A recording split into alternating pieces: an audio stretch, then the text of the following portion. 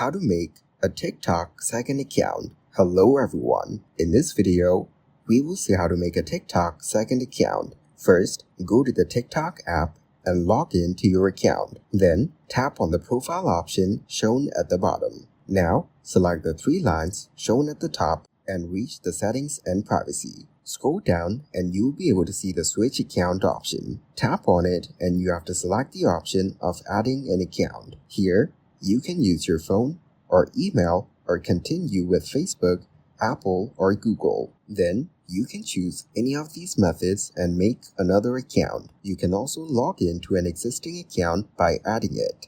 To continue with phone numbers or email, you have to add your email or phone numbers. After that, it will send the code to the provided email and phone number. Thank you guys for watching this video.